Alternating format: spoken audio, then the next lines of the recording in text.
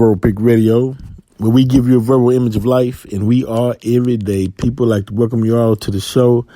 Today we're discussing St. Patrick's Day, but actually the Moors that were in Ireland before the Celts came, before the Norsemen came and defeated the Moors, and that's where you get St. Patrick, the general who ran the snake people out of Ireland, because there is no snakes in Ireland. But those black druids who wore that snake-like symbol, and the Moors who understood the snakes, and those were the Moors all the way from the Old Mix to Cozumel, all around the globe, because the snake shedded its skins, which represented a new beginning. It was more of a metaphysical meaning, spiritual meaning. But the Norsemen, the Caucasians, the Europeans didn't understand that concept. So they, I don't want to say feared the four Moors, the four Moorians, or the four Moors that were in Ireland, but they took them as enemies and, went to war with them. But they mixed their bloods with the Moors that was on the island of Ireland. That's why you see a lot of Irish people have what they quote unquote would call Negroid features. And that's due to the mixing for the Moors that was already there. Now they want to call it mythology or ancient Irish mythology.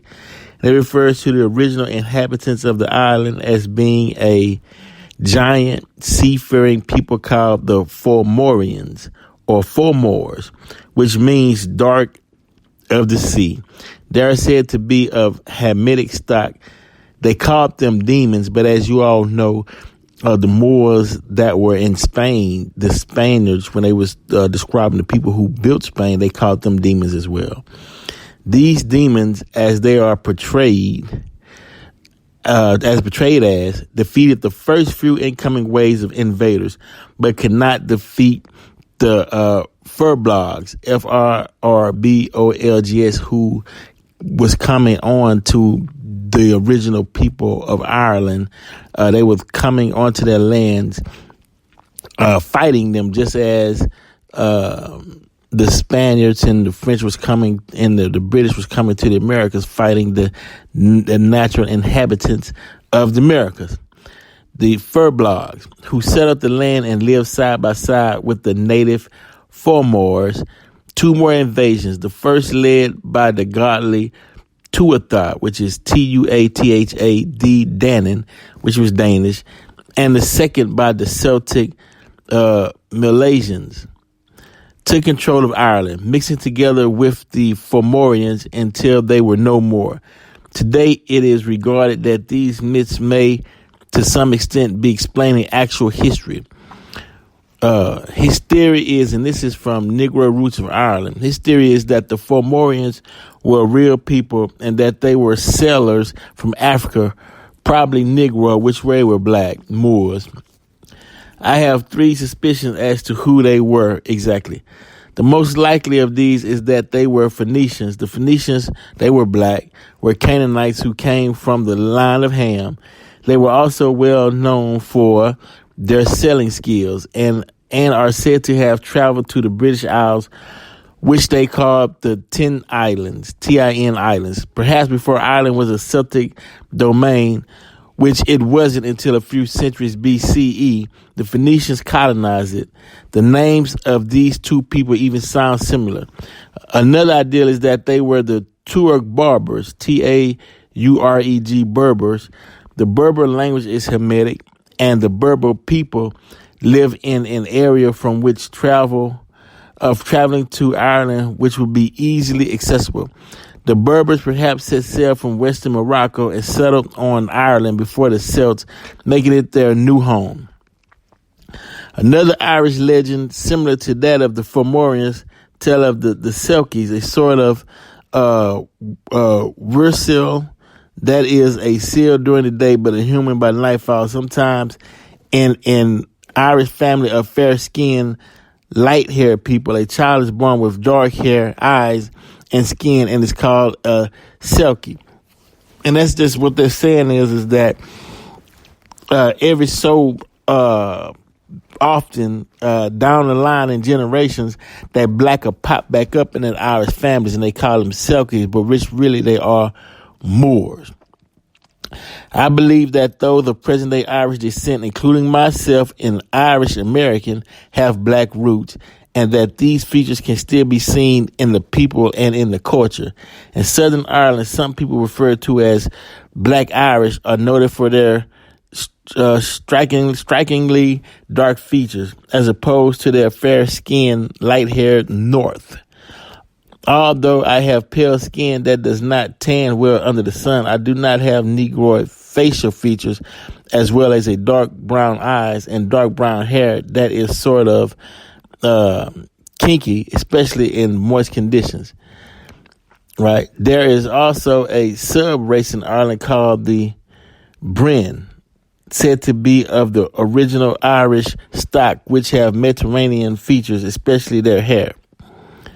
In addition to all of this, Celtic music is distinctly different from the rest of Europe and comparable to that of African music. There is a legend that in Egyptian Princess Scotia, which we talked about, Princess Scotia, and she goes to the bloodline of Queen Elizabeth all the way down to today, left Egypt with some followers and journeyed to Ireland. As well as Moorish science temple father Drew Ali teaches that Ireland was once part of a Moorish empire and that the Irish are a Moorish people. Perhaps there is a common root between the Moor sound and for Moor and the word Moor. Because all of this, I am convinced that there is at least some black admixture in the Irish population. Now, this is an Irish guy, white guy, Irish American, but he noticed the black features in the Irish people and tracing their music back to Africa, because of course, which would make sense if life began in Africa, then of course the people on Africa just didn't sit there and just twiddle their thumbs. They were actually exploring this earth, traveling every part of this planet. Of course, would be inhabited by the first people of the planet. It would only make sense. Why is this important? Why should we tell these stories?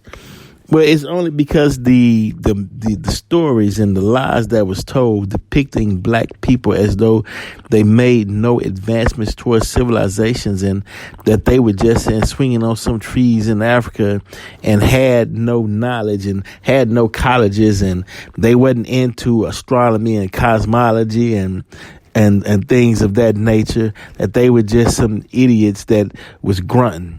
When actually, no, it was a Caucasian in the cave that was grunting, but the lies, people believed those lies, and they started justifying their unjust treatment of a people based upon lies that was told that preceded the people in whatever countries, cities, or in any endeavor of business, science, mathematics.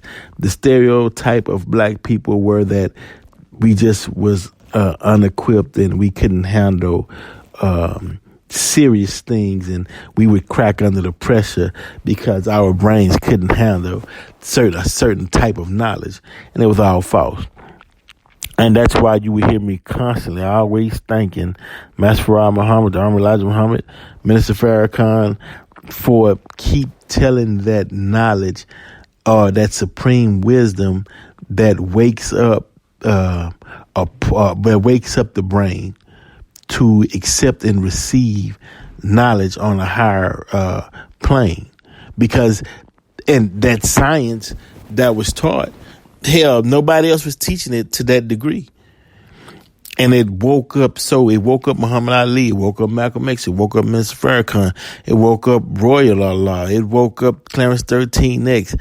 I mean, it woke up 5%, it woke up so many people with that knowledge, and people started being responsible. They started building. People wasn't out to say, hey, yeah, I'm the black god, or hey, look at me, I'm superior to you and I'm going to put you down. No, it's basically move out the way, give me room and let me build. I don't answer to no man except the creator, except the God. And that's my right on this planet, and they exercise that right, and a lot of brothers build, and we're trying to keep that tradition alive and going today. But we have to explain history, because some lies are being passed down through generations, and you have a new wave of racism that's being targeted at minorities. But the sad part about it is neither one knows. The minority doesn't know his history, and the white supremacist doesn't know his true history. And so there's a battle going on. If it says you got two fools arguing, how can you tell which is which? Because one doesn't know neither one knows their history. Neither one knows the facts about history and about each other. How would they know unless they had a teaching? And how would they have a teacher unless that teacher been sent forth from God himself? So and if you're not studying the teachings of the one who came to teach, then you don't know. Neither side knows. And so, you passing down a false narrative to a new generation. And at the end of the day, it's like you're taking yourself out. It doesn't make sense, and it doesn't add up. I just wanted to share that, but on a serious note, I just want to let you all know that this coronavirus is serious. They're expecting it to reach over half the population. They're saying that at least 1.345 million will perish from it. This thing will go on for another 2 months. Shelter in place. Don't gather in groups of no more than 10. And as I stated, when I was in Mexico, and as a matter of fact, I'm recently getting back, on the cruise ship, first, before you even get on, they check your temperature. When you enter into any part of the ship, coming from your cabin, someone is standing there to squeeze some hand sanitizer in your hand so you can keep your hands clean before you go in a buffet line, before you go anywhere. And they're standing at each position on each level of the deck, spraying hand sanitizer. So when I got back to the States, to North America, I was like, wow.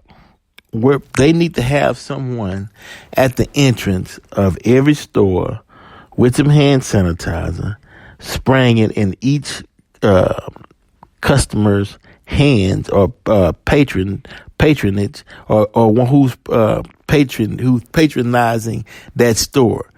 They need to have someone squeeze that hand sanitizer in their hands, just in case, meaning take responsibility, because you don't know what the consumer is doing. This the store's responsibility. Spray the hand sanitizer in the people's hands before they even enter into your store.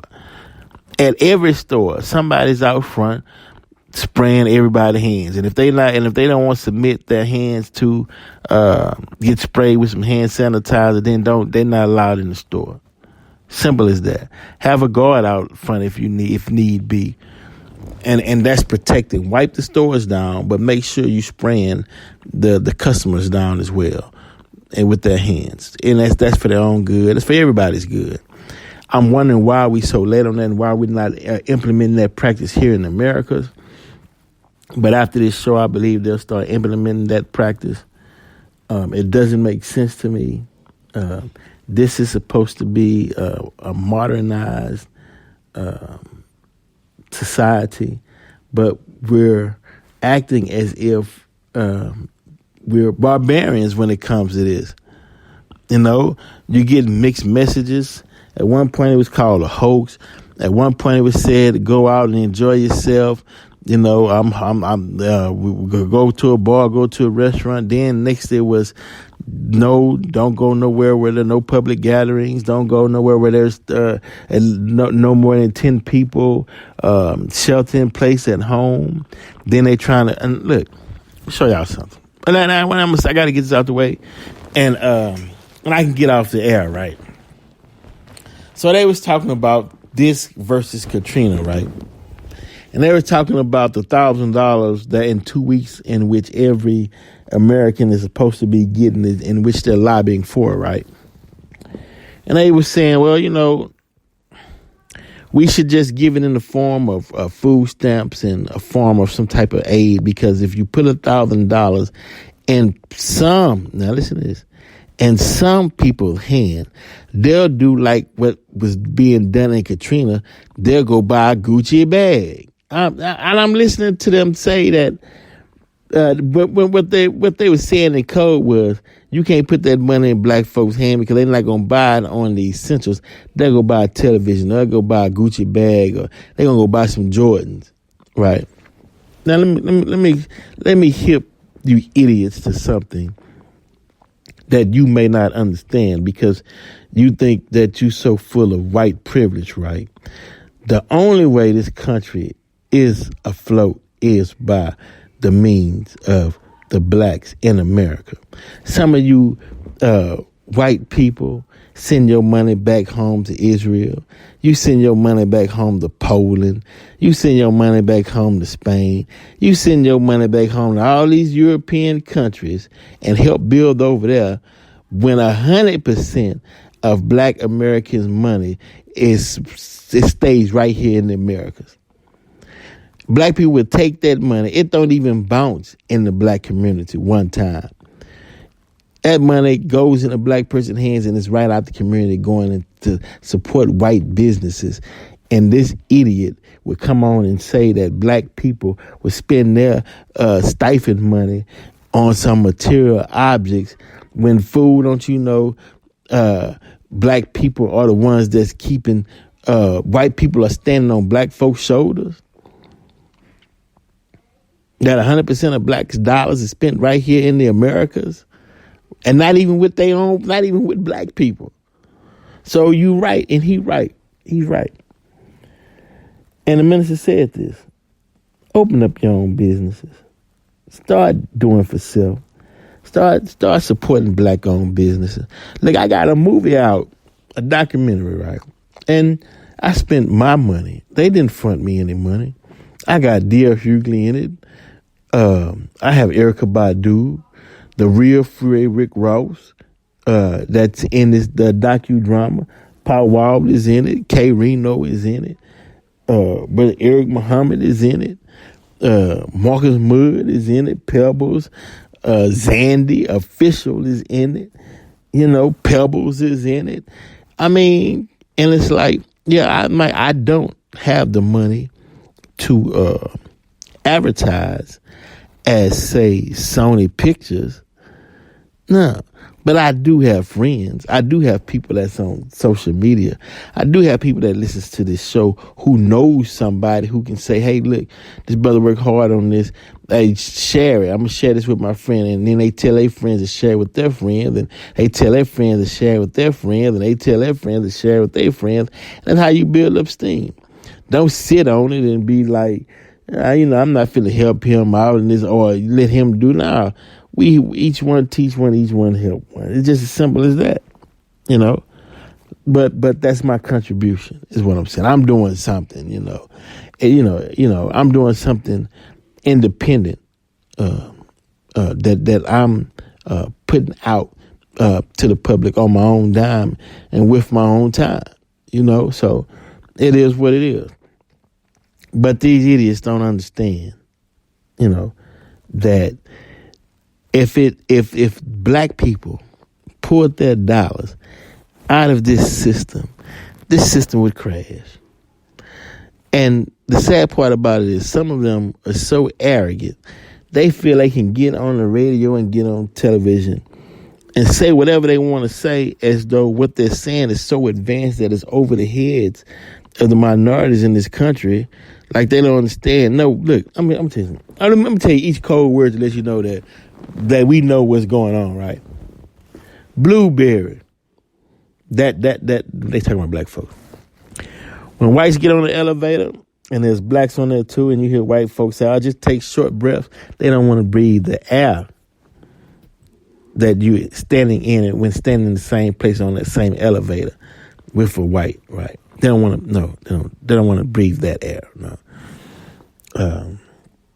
It's or when you come into a place and you hear somebody say, or they call, they let them know your presence is there. I mean, we know all the codes and the secrets and the attitudes, and like we been there, done that, right? Been there, done that. Now, one thing I got to share with y'all that a friend of mine shared though, the glove. When you see these sisters wearing gloves in church, right? That was really originated when white people didn't want black folks touching their communion. So they made the blacks put on gloves, and we carried that tradition down till this day. And when somebody get up from church and they put that one finger in the air and they walk out, that was to let the slave master know. When you was letting the slave master know that you need to be excused, you had to go to the restroom or something. It was like your pass. And we carried that tradition down till this day, man. I mean, come on, think of the mindset, bro. I mean, really sit back and think about it, you know. And then one thing too, though, because I'm not, look, and I'm finna get off this subject. We finna move on to something else more metaphysical and whatnot. But we had to build this base. But to my Hispaniolas, which is another term for Moors, to my native indigenous, you may call yourself Latino, even though you ain't never been to a Latin country in your life, but okay, we'll go with that, right? You speaking Spanish, but that wasn't your father's tongue. That wasn't your mother's tongue, but we'll go with that, right? Don't let them create a divide to where you have prejudice against your dark-skinned, quote-unquote, Latino brother, sister. Because you got dark-skinned Latino brothers and sisters, grandmothers, grandfathers in your own family, and you want to act like you up there. And in your mind, you might think you're a Caucasian, but trust me, Trump showed and proved to you that you're not a Caucasian. Ask the people down in Puerto Rico. He throwing paper towels at them, treating them with such disrespect. And the way he talked to the Hispanic people, the Mexicans, you know, it was ridiculous. Now, old Meccas or the Mecca, the pilgrimage was in the cosmos, or AKA Cozumel, where the Mayans were. That's where the Kaaba was for over here in the Americas, and they made the pilgrimage to Cozumel for sacrifices. And also it was the land where females would go for fertility, for fertility. Supposed to bless the females in fertility and aid them to keep the population strong, keep it going, you know. But be safe out there. Verbal Peak Radio, we're out.